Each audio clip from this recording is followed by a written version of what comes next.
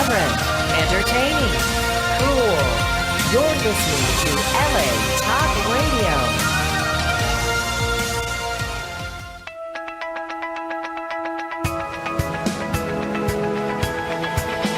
You're listening to Peace Fund Radio with Ethan Dettenmaier and Adrian Paul, right here on LA Talk Radio.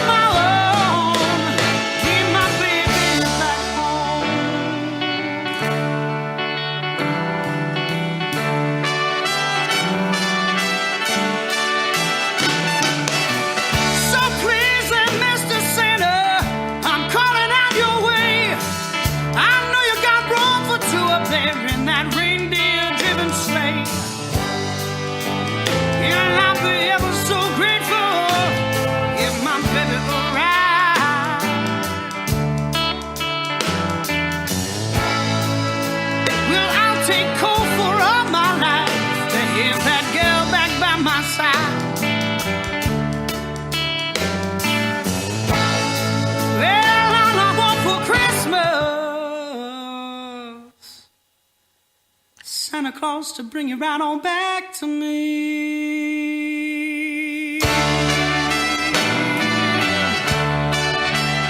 That's all I want for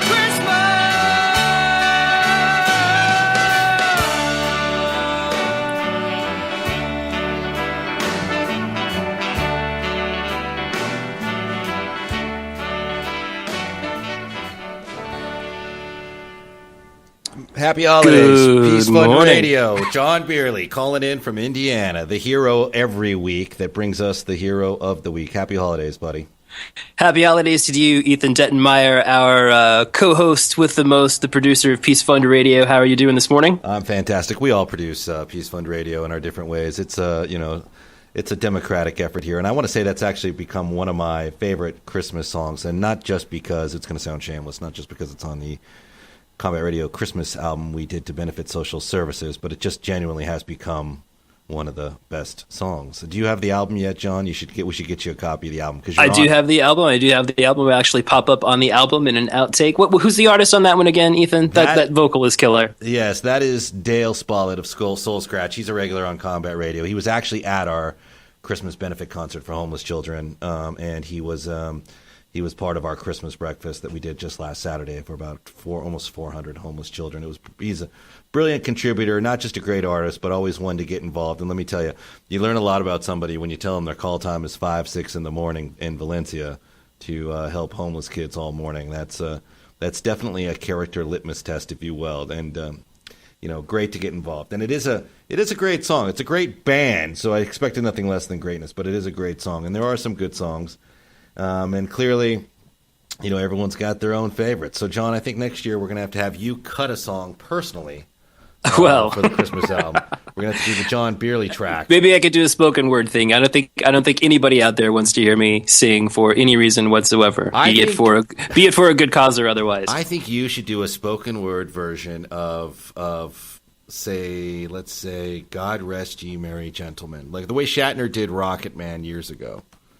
Yeah, no, it's actually on one of Shatner's albums has been. My name is actually in the credits. Ben Folds of the Ben Folds 5 produced that album, and he recorded a vocal track of everyone in the crowd at his concert and put it on the record. Brilliant. And there was a sign-up sheet in the hallway at the concert. So when you walked outside, you wrote your name on the sign-up sheet to get your name in the credits of the album. Nobody thought that was actually going to happen until the album comes out, and all of our names are in the credits. So I can officially say that I sing backing vocals on a William Shatner album produced by Ben Folds. So that's pretty exciting. That is actually pretty exciting. That's what we'd like to hear. That's kind of that unique bit of trivia that really drives a show like ours forward. John Beerley, a well-deserved credit. You are on our album, too, which actually is really good. It's hilarious. It's Adrian, Paul, and yourself doing many, many outtakes. The outtakes always make the album, especially when they're so classic. And that was just kind of, one thing about our show, it isn't about us, it's about Peace Fund. But the one thing about Peace Fund, to a certain extent, and Combat Radios, they're similar in a sense where we've just learned to brace the imperfections of a broadcast and not strain over making everything perfect. It's kind of like the way, it's like the way some of those old classic blues acts would record an album. They just put the heart out there. It's never going to be perfect.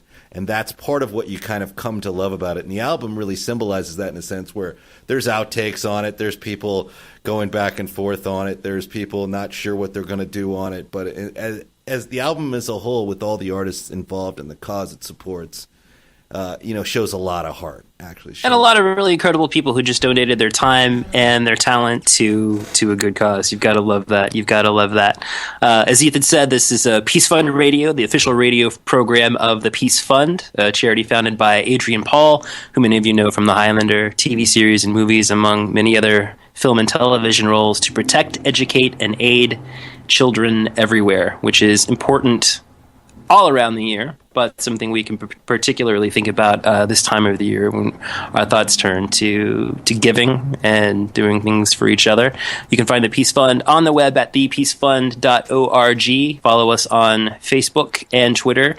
The Peace Fund for Peace Fund Business and Peace Fund Radio for the show. And now, Ethan, this is something I think that we haven't actually mentioned very often on this show. If you listen to our show live every week, if you tune in an hour earlier, we can catch you on NACA Radio. Is that correct, Ethan? You can. That is actually another show I do for a nonprofit that's done quite a bit of good nationwide. I'm very proud of those guys. Tell us a little bit about what that is. What does NACA stand for? Well, NACA stands for the Neighborhood Assistance Corporation of America, and what they do is they're an unheralded group sanctioned out of Washington, and they are literally probably the only officially nonprofit HUD-certified mortgage modification organization in the country. And when the mortgage crisis hit, they were probably, you didn't see it covered a lot on the media, but they were probably the one group that kept us from going in a complete depression because they got out there and worked directly with Bank of America, Wells Fargo, and they modified to the point of affordability almost 500,000 homes, keeping people in their homes instead of losing them to foreclosure. And they did it all nonprofit, certified by the Housing and Development Organization out of the Capitol. And it's just a really, really great group of people, mostly volunteer-driven. And, I get the chance to produce a radio show that helps let people know what they do. And that's the reason I do it, is because I was on the trenches with them. And I've seen the process work, and they've just done so much good. And no one really knows about them. The predatorial situation we all came through, I'll make it brief, is, left a lot of people scarred. And no one believes anyone can do anything good, nonprofit, and not charge you. But that is the fact. That is the truth. You can reach them at NACA.com. They will begin modifying your house today, and they will not charge you a dime to do it. It's really remarkable. that is fantastic and selfless. Selfless being one of the great themes of the show. And I'm sure a lot of you out there are wondering, where is Adrian at the moment? Adrian is filming a movie called The Secrets of Emily Blair. It is a horror film. It's actually being produced by Queen Latifah and her production company. So Adrian may be joining us later on Skype. We're not sure. It's actually more mysterious that he can't from a set like that. That's right. That's right. Well, I know the film, he's been posting lots of pictures from the set, including one in which he, I think he smashed a lamp or something over a stunt woman's head because the character was possessed. Not sure what's going on. It sounds very, very tense and exciting. So we'll see. Well, actually, Adrian may be trying to call in right now. We're gonna give it an effort. It's technically questionable for two reasons: one, where he's at, and two, because I'm handling it. I'm handling the tech link up, but we'll see. It's also, there also is a certain sort of Skype Connect protocol that is often ignored when we try to do things, but we'll see what we can do here. Yeah, we'll see what happens. We'll see what happens. Well, while we are trying to connect Adrian, our topic this week is one that hits close to home for too many families, and that's hungry holidays over the winter break for many children. For lots of children, poverty doesn't just mean a lack of presents or going without a Christmas dinner. It means 2 or more weeks of hunger. Holidays are typically a very festive time, breaks from the routine, meals with loved ones, maybe even gifts. But for many families across the United States, the season comes with extreme stress. Roughly 1 in 5 families with children are not getting enough food. Now, that's a lot of people living on the razor's edge of poverty who may not realize just how much financial pressure is put on these vulnerable families when their children aren't receiving free lunches from school over the break. And it's alarming to think just how many children depend on these free lunches as their primary source of nutrition and sustenance. So when the schools shut down for holidays, many of those families are struggling out there to fill the gap. So it's tough. Food stamp use is at an all-time high in the United States. Demand at food banks is at an all-time high. How do you tell your kids that there's not going to be anything to eat for dinner? How do you explain that other families have plenty to eat that you don't? With food banks so overstretched all over the nation, food pantries have had to turn people away because of overwhelming demand, and it's just a very, very tough situation for lots of families. I've actually seen that happen. That's very close to home with me, working with the LSS Social Services and the Bridge to Home Social Service Group. I've actually seen parents report to the organization to be told the food bank is empty. And I've stood there and watched that happen, and it's devastating. I know it's got to be now. Ethan, like for example, okay, the kids that you bring to your Christmas breakfast for homeless children, right. Where are these kids? When they're not. I mean, are they in shelters? What's the situation for a lot of these kids? If you're lucky, you have vouchered housing, and if you're lucky, right. Vouchered housing is when you report to social services and they can send you to maybe a motel that they rent. One of the major motels with LSS Social Services burned down last year. That was the Voyager on Van Nuys Boulevard. So they're down a major artery in terms of vouchered housing. Some of them, if they're lucky, they live in a car, and you'll be surprised how many people actually do that, because a lot of people fake their way through their day-to-day existence, and you have no idea. But many of the people, the families and children we deal with, have a structured environment around them. They still report to a school, although everyone there knows they're homeless, and they take a lot of ridicule for it. And they still have some sort of roof over their head. It can be a church pew. Many of them live in a car. Many of them are living with relatives, which also technically makes them homeless if they don't actually have their own address, or living with friends, or living in a garage. Vouchered housing is the way to do it. With our system, our breakfast system, we don't pick the kids. We delegate a number of seats to each organization, and they do a raffle for the kids. And my understanding is that's when you don't want to go to social services between, say, August and December, because the hope of getting to go to our event for Christmas is just almost too much to see go on there. So they raffle off the seats they get. Pick the families. But what we did last Saturday, and we did the Saturday after our event last year, is we go to social services with the characters. We go there with, the Star Wars guys, and we report there with whatever toys are left over and whatever toys we can get together that week. And we usually bring some food down. And we go right into social services and do a scaled-down version, the best version we can, of our event right there in their social service shelter. And we did that, actually, last Saturday, which was both bittersweet and tremendously rewarding simultaneously. I went there with a C-3PO and a voice box and everything, and we went there to see. It's fantastic. But, I'll tell you, you can see how the other half lives, and it's not pleasant. It's they are trying to hold on, and they're trying to maintain a family environment, But, it is all by a thread. And this particular organization here in Van Nuys, which now their office burned down in August and they've moved to Canoga Park, in the move, they lost their industrial refrigerator. So they can only take donations, if you can believe it, that are canned or boxed. They can't take anything that can be refrigerated. So it basically cuts the food bank's productivity down about 40% when that broke. Yeah, so yeah. And, of course, no one's lining up to fix it. So challenges continue.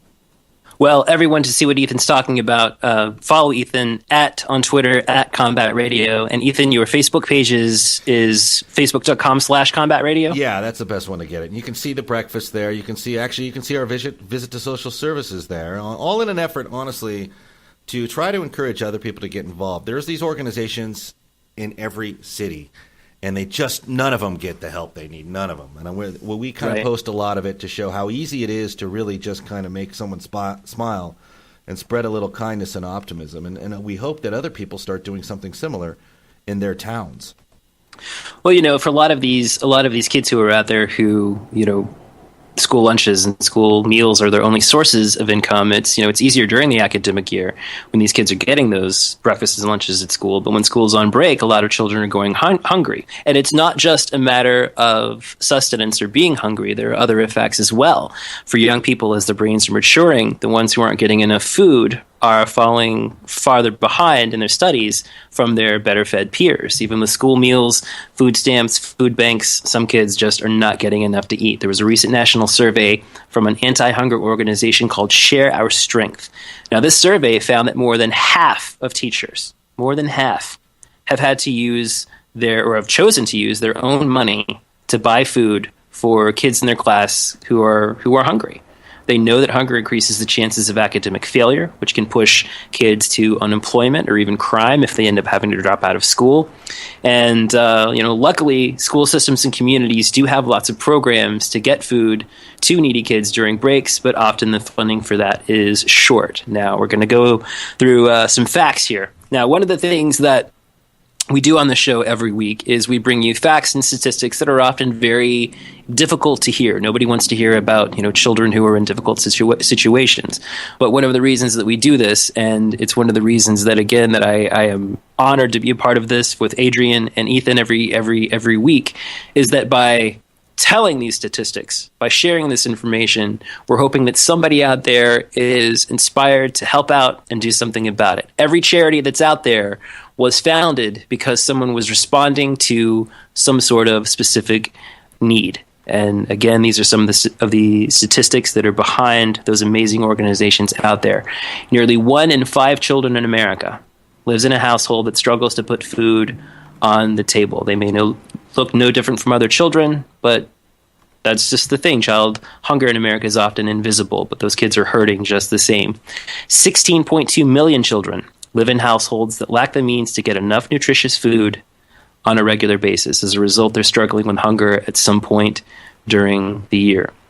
Now, during the 2013 federal fiscal year, more than 21.5 million low-income children received free or reduced-priced meals daily through the National School Lunch Program.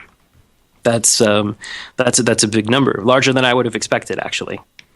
And, food insecurity is something that's very common, most common in large cities, but it still exists in rural areas, suburbs, and other outlying areas around large cities. 25% of households with children living in large cities are food insecure. Now, food insecurity kids are 90% more likely to have their overall health reported as fair or poor rather than excellent or good than kids who come from food secure homes where they're getting enough to eat, they're getting the proper nutrition. Here's a number. It's projected that half of all American children will be on food stamps at least once before they turn 18 years of age. And according to the National Resources Defense Council, approximately 40% of all food in America is routinely thrown away by consumers at home, discarded or unserved at restaurants, or left unharvested on farms. Can you believe that? It blows me away, Ethan, to think that we've got this many people who are hurting and in need, but we're throwing away 40% of our food. It's staggering. I absolutely do believe that. I'm appalled by that. I didn't know that was the actual statistic, but I knew there was quite a bit of that going on. I mean, quite frankly, there's enough there's enough food for everyone to eat. It's interesting how people allocate it and how people waste it. Right. And how people just don't think of others. Well, and two, this leads to families having to make really tough choices. When it comes down to medical visits or heating your home, what do you choose first? Do you feed your kids, or do you do some of these other things that are very necessary? There was a recent study that found what are called the 8 impossible choices people who can't afford food have to make every day. Now, the first one of these is to make the choice between feeling hungry or filling up on cheap and fatty foods. It might seem kind of counterintuitive, but the hungriest areas typically have the highest obesity rates, where you have children who are obese but are actually malnourished. Mm-hmm. The issue remains that unhealthy meals are considerably cheaper than protein and nutritionally dense options. And of those who were polled, nearly 79% said they go for the unhealthy meals so that their families will feel satiated. In addition to increasing obesity risks, these fatty foods that don't have any nutritional benefits hardly at all are also contributing to other problems that are going to haunt these children later in life: heart disease, diabetes, low energy levels, all kinds of issues and things that are that are just compounding. These families have to choose between going to the doctor or filling the refrigerator, which is number 2. Even with insurance, you've got low-income households who are still facing healthy healthcare bills due to deductibles, uncovered services. More than half of the clients polled said that they have unpaid medical bills, and 66% reported choosing between buying food or paying for medicine and healthcare over the past year. Very tough. Very tough. It's such an important message, but when Adrian calls in from a film set and it sounds like they're in a basement rec room, it's Good morning, gentlemen. How are we? Good morning, Mr. Paul.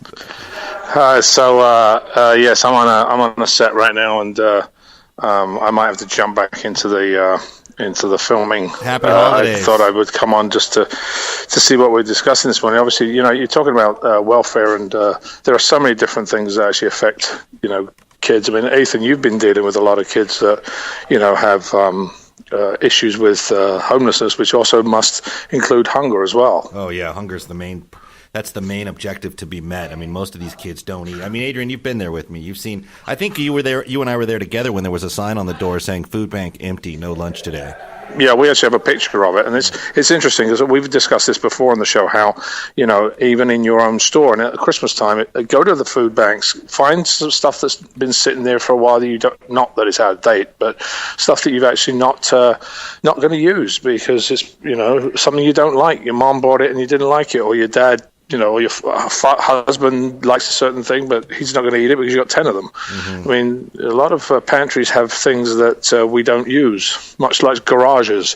So go to the food banks, find your local food bank and donate, because there are a lot of hungry kids and hungry families at Christmas time.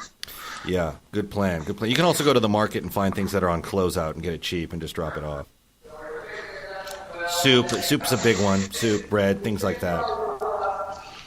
Adrian, how's filming going over there?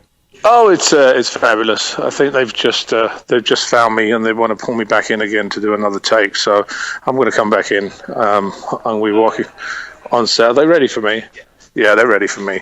I'm paying a priest who has an issue with drink, so it's not a hard stretch. Yeah, God and the holy water. They cast the right guy. Well, I'll be back in a minute, guys. I'll get back to you in a second. Sounds good. All right. Good luck, Adrian. Bye, guys. All right. So there he is. There's the man, Adrian Paul, founder of the Peace Fund. And we were talking about some of the difficult choices that food insecure families have to make. We were on number 3. Lots of times, in order to make food go a little bit farther, a lot of these families are watering down the food, which can present considerable health risks. For example, among food insecure families, 27% of these families reported that they added water to baby formula when there was a limited amount of it. Now, watering down that baby formula can affect a child's developing brain. It can lead to cognitive, behavioral, and psychological issues later in life. Another thing that often these families have to do is eat food that's expired or eat nothing at all. 56% of people who responded to this poll said that they consume food that's past its expiration date, and 52% said they purchase canned foods that have been dented or damaged. Now, often consuming expired foods can be perfectly fine, but in some cases there are risks. Expired deli meat, for example, poses a very high risk for listeria, which is a very serious infection that's associated with fever, with muscle aches. Sometimes if canned food shows signs of damage, they can contain Clostridium botulinum, I hope I said that right, which is a bacteria that affects the nervous system, which left untreated could lead to muscle paralysis and even death, according to the USDA. We also have the choice of paying the utility bills or putting food on the table. 69% of people who were surveyed said that they could only afford to either pay the utility bill or buy food at some point over the past year. And 34% of the respondents face this dilemma every month. You choose between heating your home or feeding your kids. Number 6, pay for housing or ease hunger pains. You have so many people who are hardly secure in their current housing situations that nearly 1 in 6 people polled faced an eviction or foreclosure in the past 5 years. And 57% said that they had to choose between paying their housing costs or paying their food bills, paying to put food on the table at some point during the last year. We also have number 7, which is get an education or eat. Struggling Americans recognize how invaluable a degree is, but they often don't have the financial means to get one. So every year, 31% of households reported having to choose between paying for food for their families or paying for some form of education, either for themselves or for their children, which is tough. I mean, you think of, a lot of these, you got a lot of parents out there who would, love to be able to get out there, go back to school to make life better for themselves, better for their kids, but are having to make that choice between getting that degree, paying the tuition costs, or being able to feed their family. It's tough. It's a tough cycle. And then also number 8, paying for transportation or paying for food. For many people who have limited means, the choice comes down to eating or giving up the freedom of mobility. Of those surveyed, 67% said that they had to decide between having access to transportation or spending their money on food for their household. It's a choice that can further impede the prospects for finding work, which is tough. If you have a job interview, you can't get to it, etc. Seeking out education and buying the very food that they are struggling to afford. Very tough, very tough. Now, Ethan, I know that you've done so much work with the homeless population there. I mean, what are some of the biggest issues that you continually see in your work with children who aren't getting enough to eat? Well, I'll tell you what I do see. Without I cannot scientifically diagnose what malnutrition does, but I'm sure it leads to all kinds of behavioral issues as well as morale issues. I mean, I can't imagine what it'd be like being hungry more than a day and a half. It's and some of these kids go like 3 days sometimes without eating something, and that's the reality. I had a woman at our event, our Christmas event for homeless children last year, who had 3 kids and had to decide which one eats. Right. But what I do see a lot of is I do see a lot of families trying to hold on as families. I see a lot of tenacity in terms of people. These people that you think are hungry, a lot of them are very, very normal middle class, once upon a time middle class families whose jobs were lost, jobs were downsized, jobs were shipped and outsourced overseas. The people that are starving, what I want to make clear to everyone is the people that are starving, it's not the crazy homeless Vietnam veteran in the woods or the crack-addicted, mother in the ghetto. These are normal families of all races who are struggling to stay together despite hardships. I mean, that's the first thing I tell people is sometimes people come at me and accuse me of being a socialist or an enabler, but the reality is a lot of the people that are starving, they were employed up to, maybe even 4 months ago. And they just could not keep it together. They could not replace the job or get any job.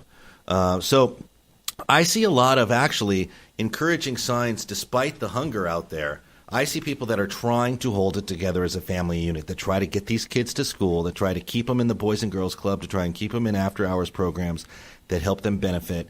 I see a lot of that that's very inspiring, which is why I'm in this effort, because it's not a lost cause. It's a matter of just helping them hang on. Like, hey, let's get through this Wednesday, and then we'll worry about Thursday tomorrow. Let's just hang in there, because eventually the situation will break for us, and we will break the opposition down and make it. But you've got to hang in there day to day. Don't give yourself the perspective of, I'm never going to make it, or how am I going to make it through 2015? Just make it through Wednesday.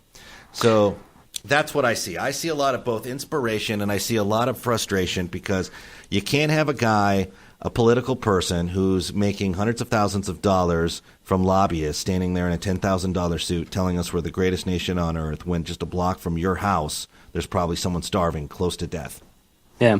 Well, we have plenty of inspiration coming up very shortly on the show. Like you said, we have a few more statistics and things to share, but then we're going to start talking about some of the organizations out there who are trying to make a difference, including many that were founded by children. One of the organizations we're going to talk about in a little bit was founded by a 4-year-old. So again, there is hope. We also talked a little bit earlier about how hunger is not the only problem associated with a lack of food. There's a developmental impact. Food is fuel. Without it, a child cannot live up to his or her full potential. Taking steps to ensure that children receive a balanced diet of healthy foods where they live, learn, and play lays that strong foundation for the present health and for future health, certainly. Food insecure children are 90% more likely to have their overall health reported as fair or poor. Food insecurity is linked to increased hospitalizations, developmental problems, headaches, stomach aches, colds. When a child eats breakfast, they tend to consume more nutrients and experience lower obesity rates. Plus, there's the fact that if you get up and eat something in the morning, that morning meal is going to kickstart your metabolism for the rest of the day. And of course, hunger in childhood has been linked to significant health problems later in adulthood, which is what we discussed a little bit earlier with heart disease, diabetes, all kinds of long-term health risks that can be caused that begin at a very young age. Then, of course, we also have the educational impact. If a child is hungry, he or she has difficulty learning. According to a new survey of public school teachers released by Share Our Strength's No Kid Hungry campaign, childhood hunger remains a serious obstacle to learning. If 1 in 5 U.S. kids are facing the threat of hunger this year, these are some of the effects that teachers are starting to see. Here are 3 of the big consequences of hunger in schools. Number 1, inability to concentrate. Number 2, poor academic performance. And number 3, headaches and stomach aches that are, keeping the kids preoccupied by dealing with, these physical maladies that come from hunger. And, you've got the educational impact, which leads later into the economic impact. It costs our nation, get this, more to ignore hunger than it does to eliminate hunger. According to a report by the Center for American Progress and Brandeis University, hunger costs our nation at least $167.5 billion due to the combination of lost economic productivity every year, more expensive public education because of the rising costs of poor education outcomes, avoidable healthcare costs, and the cost of charity to keep families fed. Mm-hmm. Unreal. Well, let's be honest, too. There is no Washington lobbyist, or at least not a very strong one, that's advocating for food banks or paying these politicians part of their retirement package to do something about hunger. That's the real tragedy, and that's the tragedy of American politics as people get cannibalized and start laying down policy that works against the American people. And who is going to be an advocate for the people you're talking about, John Beerley? Who's going to stand up for the people who can't eat? And all too often, like we said, it's we get bogged down in the bureaucracies of things and the logistics of things, and that's why a lot of our young heroes, these kids who are out there who aren't limited or scared off by those things. They're the ones who are diving in and trying to solve some of these problems. I mean, and it's a big problem. The cost of hunger is massive. $130.5 billion. That's how much illness costs. How many illness costs are linked to hunger and food insecurity in America? $19.2 billion. That's the value of poor educational outcomes and lower lifetime earnings linked to hunger and food insecurity in America.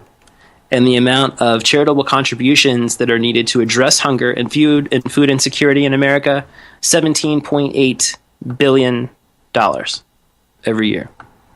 Massive, massive, massive numbers.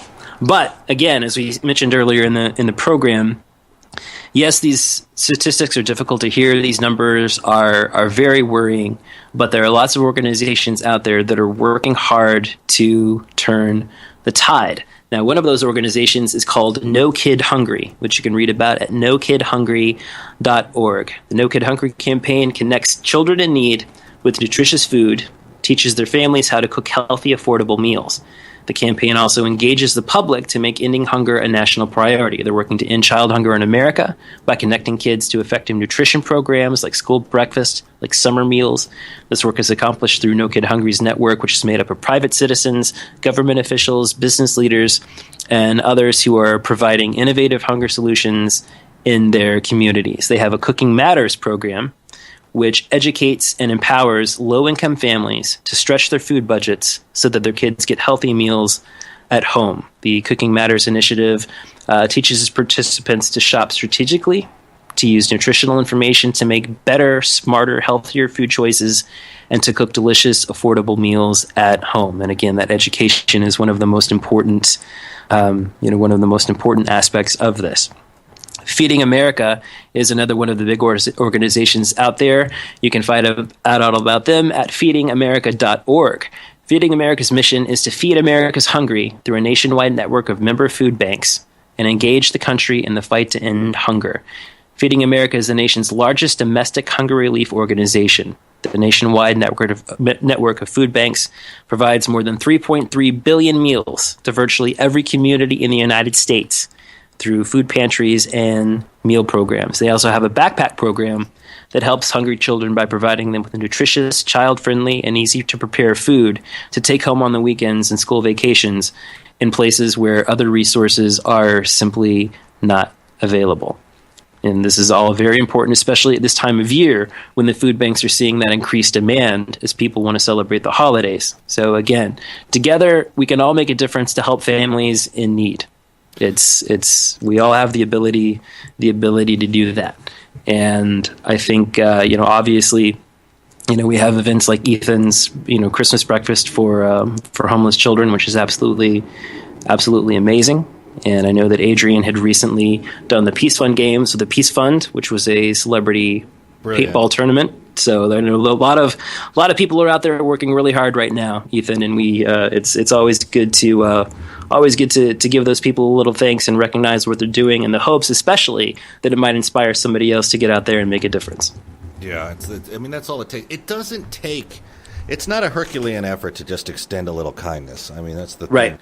The biggest argument we have is people just lack the complete motivation. No one has to. You don't have to be the Gandhi. You don't have to live it every day of your life. But it is a pretty simple thing to spend. Most people go to Starbucks and they'll spend more on an umbrella latte drink than they will in terms of what they give to someone who's starving. And you don't have to give it through unofficial means. You can find an organization that's reliable in your neighborhood. Drop $20 worth of soup, drop $20 worth of bread, drop $20 worth of pasta, simple things just to get started. But you'll be surprised the contagion it starts, because that's what happened with us. Once we got going on this, we were like, oh, man, we can fix this whole problem. We can. And everyone that got it, let me tell you, nobody who does our Christmas breakfast really was big into charity before we did that. But the impact of being on the ground with kids whose entire disposition and sincerity and attitude towards life changed in a heartbeat when you offered them up a chance to have a normal Christmas, we all walked away from that going, this is it. This is what we should be doing. This is what we should do every day. And everyone who's done the event has stuck with it. Most of them have done it now for several years with us, because you walk away going, wow, that's magical. And it's one of those things you don't know until you do it. You can think you know, But until you actually do something good in this kind of capacity, do you realize, oh, wow, that's what it's all about. And that's what I encourage people to do. Just do something small. And like everything else, like being a gamer or anything else in this life, the addiction process starts quick. It does. It absolutely does. And the great thing too is that one of those kids that's helped, one of those kids who attends the breakfast and has that change in their outlook and their disposition, someday they're going to remember that. And someday they're going to reach out and help someone in their own life who needs it. So let's talk a little bit very quickly about, I know we're running out of time. Ethan, how does this always happen? We've got just a few minutes left. It's an exciting show. Go ahead. Do we have? Yeah, no, it's an exciting show, I was saying. Go ahead. Okay. I thought for a second there it sounded like Adrian might have been trying to pop in again. We want to talk about some heroes of the week. We have a segment every week called the Hero of the Week, in which we celebrate efforts of a young person to do amazing things for other young people in their community. And since hunger was our topic today, I kind of wanted to give a rundown of some of the previous heroes we've had who have done amazing things for hunger. One of those kids is Will Lourcey. He actually called into our February 13th, 2013 show. He has an organization called Fort Worth Frogs. You can follow Will on Twitter at Fort Worth Frog.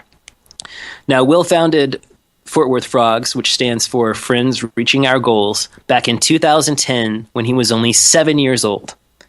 Since that time, he and his team of volunteers, all kids his age, have provided 175,000 meals to the local food bank. They've packed up 50,000 backpacks for hungry kids through the Backpacks for Kids program. They've served more than 10,000 families at the local food pantry. Will's motto is having fun while helping others, and that is exactly what they do. Just recently, on November 21st, Will converted the team's most recent donations into 13,500 meals for the Tarrant Area Food Bank in Texas. On November 13th, he partnered with USA Weekend for Make a Difference Day, and Make a Difference they did. They provided 25,000 meals, 400 pounds of food, and 2,300 backpacks filled with food in one event. And these are children that are doing this. Kids, between the ages of, 7 and 13 who are doing this. It's amazing. Will says that 1 in 4 kids in his community is in danger of going hungry, which is why his answer to that dilemma is 1 in 4 no more. To find out how he's reaching that goal, check him out on fortworthfrogs.com. He says that I saw a need, made a plan, gathered friends, and set out to change the world. No matter how tall or small you are, you can make a big difference. We had on our April 30th show of this year, Joshua Williams. He was 4 years old in 2005 when he founded Joshua's Heart, which you can find at joshuasheart.org. Over the past 9 years, he has distributed 500,000 pounds of food, raised more than $250,000, and donated more than 20,000 pounds of books, clothing, toys, and toiletries to families in need. We had Brittany Amano, who was, she's 16, from the time that she was 8 years old, half her life dedicated to helping kids.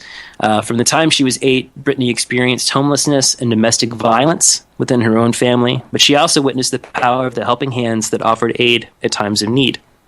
So when she was 10, she started volunteering to help others, but also inspired her fellow young people to do the same.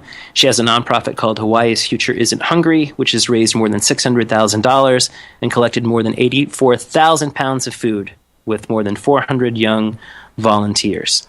We have Lucy Blossom, who, this little girl, when she was 7 years old, recorded an album of original songs and started selling the CDs for $10 each on her website, lucyblossom.com. All 10 of the dollars you spend to buy this little girl's CD go to feeding the hungry. Every penny. She partnered with a group called Outreach Incorporated, which is a 4-star charity navigator charity that feeds hungry children meals that only cost 25 cents. So if you buy Lucy's CD, you're going to feed 40 kids. Her first batch of CD sales fed 37,000 children. She did a live performance with Outreach Incorporated in Philadelphia that raised enough money to feed an additional 57,000 children. We also had Gabrielle and Camille Posard, who founded Donate Don't Dump, which you can read about at donatedon'tdump.net. These girls found out that you could fill 91 Empire State Buildings with the 96 billion pounds of good food that get dumped every year. That's unbelievable. Camille did a documentary called The New Face of Hunger 4 years ago when she was just 15. And Gabrielle, who was 12 at the time, was so inspired by her sister's documentary that she founded Donate, Don't Dump in 2011. These girls are 16 and 19 now. They've rescued more than 1 million pounds of surplus and short-dated food from landfills. Brilliant. That's amazing. That really is amazing. And the cool thing about that too is they have 4,000 volunteers in 20 chapters in 4 states, and their goal is to engage, empower, and inspire youth to alleviate hunger and help the environment. That quickly, I know, Ethan, we're running out of time. I was going to name a young man named Kymani Quarrie from Margate, Florida, as our hero of the week today, but I'm actually not. I'm going to wait and save that honor until we can give it to him live on the air. I've been in touch with his mother, Tanya Dunbar. She's going to be on the show in a couple of weeks with Kymani. This kid is amazing. You guys can go ahead and do some homework at kqcares.com. Check Kymani out. He served over 4,000 meals to the homeless this year, shooting for 5,000 meals in 2015, and he's going to tell his story on the show very soon. So that brings us to our hero of the week for this week, Adib Ayay, a young man who grew up in the olive fields near a small town in Morocco. In 2011, when Adib was 17 years old, he used his passions for agriculture and entrepreneurship and technology to create the Fair Farming Program, to help the 70% of Africa's workforce who are farmers. He helps farmers learn simple technologies like SMX text messaging that allow them to stay on top of weather reports and market prices, to work together in cooperatives, and to expand into new markets. And he's constantly working with these farmers directly to give them the technological edge they need to be more competitive and better feed their families and their communities, which is why Adib Ayay is our Peace Fund Radio hero of the week. That's a good one. I like that one. I think personally, should we give this guy a round of applause? Absolutely, we should. Yes. There's just not enough people like that. We highlight one every week, but to be honest with you, that's 52 heroes in a year from a planet that now features almost 9 billion inhabitants. I hope that these people inspire other people like them to go out there and defy the odds and just do some good. It's much needed.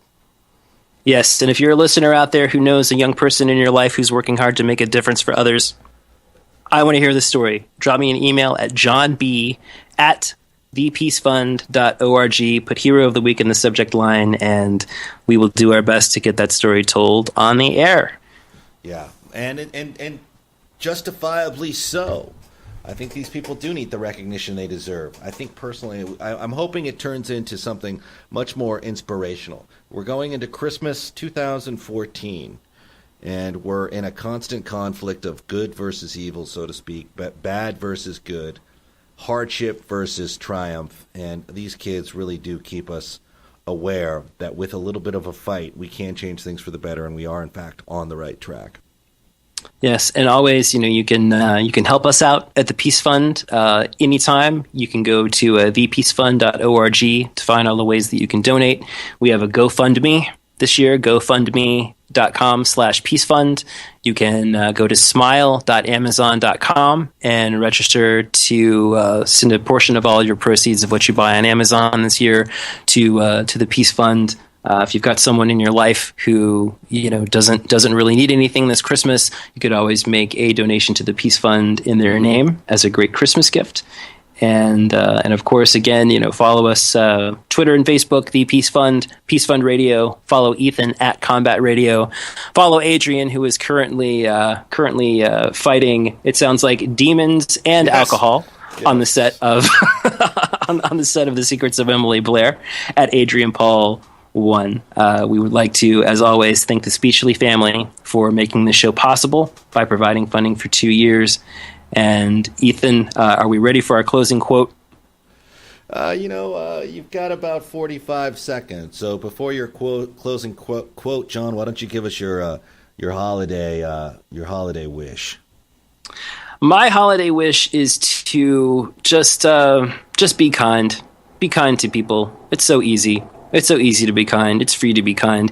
If you don't have the extra money this year to donate, there's always a child or someone in your life who could just use a good conversation. Ask somebody how they're doing. Sit down, enjoy a meal with somebody. Just let somebody in your life know that you care and know that they're worth something. I think that's really one of the most powerful and simple things that we can do. Yeah, spread the caring, my friend. Spread the caring. Good one. All right. And in closing, we have an incredible quote from Buzz Aldrin, the astronaut Buzz Aldrin. Buzz Aldrin, if we can conquer space, we can conquer childhood hunger. This is John Beerley and Ethan Dettenmaier for Peace Fund Radio.